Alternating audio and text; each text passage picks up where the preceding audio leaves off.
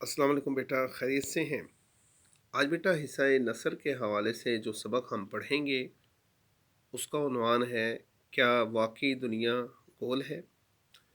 और इसके मुसन्निफ़ हैं इब्न इंशा और सिनफ़ नसर इसकी सफ़रनामा है। और इब्न इंशा बेटा, इब्न इंशा का असल नाम है शेर मोहम्मद, और वो जलंधर हिंदुस्तान में पैदा हुए थे।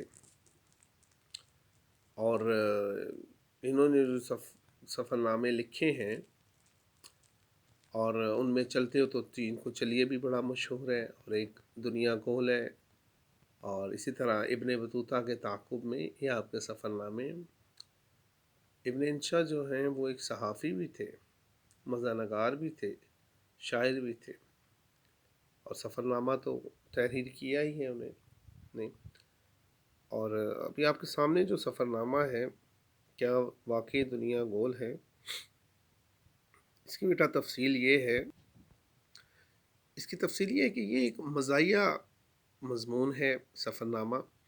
इब्न इंशा लिखते हैं कि गो इन्हें दुनिया की सियाहत की बिना पर हर चीज़ चिपटी नज़र आती है, मगर दुनिया तो गोल है।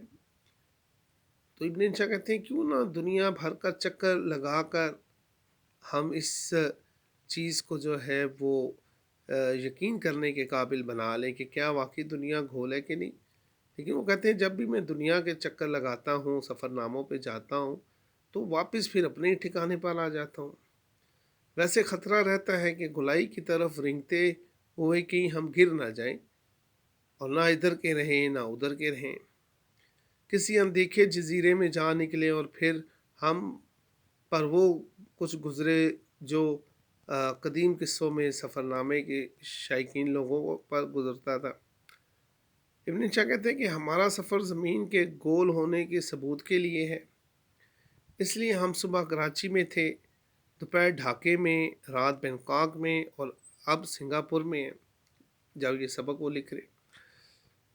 और वो कहते हैं कि अब यूँ लगता है कि क़याम में ज़्यादा लज़्ज़तें हैं, ज़्यादा सुकून है या ज़्यादा मज़ा है, जबकि सफ़र में तरह तरह की तकलीफ़ें हैं।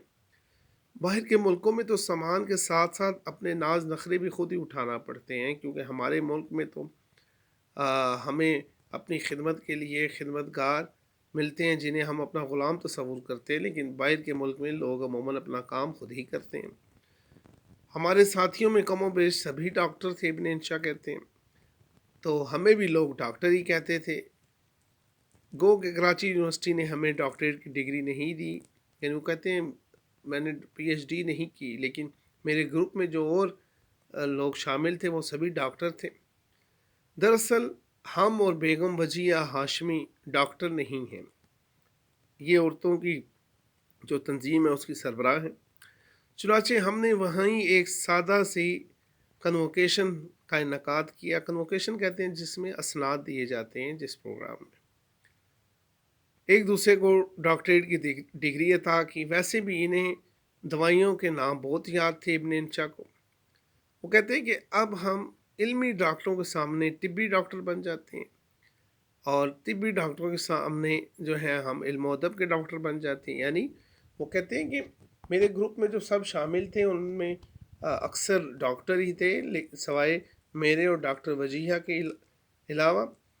तो हमें जब एजाज़ी तौर पे पीएचडी की डिग्री दी गई तो फिर हम अपने नाम के साथ डॉक्टर लगाने लगे। लेकिन जब किसी महफिल में कोई पूछता, साथ बैठा हुआ शख्स कि वो मेडिकल का डॉक्टर है, वो हमसे पूछता आप कौन से डॉक्टर हैं, तो हम कहते हम इल्म-ओ-अदब के हैं, हमने पीएचडी की है। जब इल्म-ओ-अदब वाला पूछता तो हम कहते नहीं हम मेडिकल के हैं। किसी प्रोग्राम में मेडिकल वाला इल्म-ओ-अदब वाला इकट्ठे डॉक्टर बैठे होते, वो पूछते कौन से डॉक्टर हैं, तो फिर हम उन्हें कहते कि हम तो जो हैं वो दांतों के डॉक्टर हैं।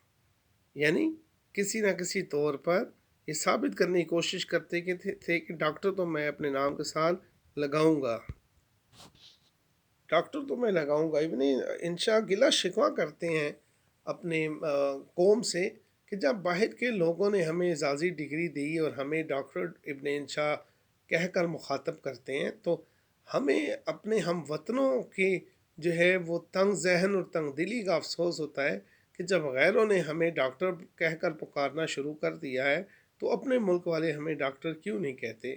اب اپنے ملک والے کہیں یا نہ کہیں، لیکن میں تو اپنے نام کے ساتھ ڈاکٹر ہی لکھوں گا، لہٰذا جو مجھے پکارے تو وہ ڈاکٹر ہی کہے۔ ٹھیک ہے بیٹا، یہ ایک مزاحیہ سے انداز میں انہوں نے یہ سفر نامہ لکھا ہے۔ ٹھیک ہے بیٹا، اس کو تیار کر لیجئے گا۔ اللہ حافظ۔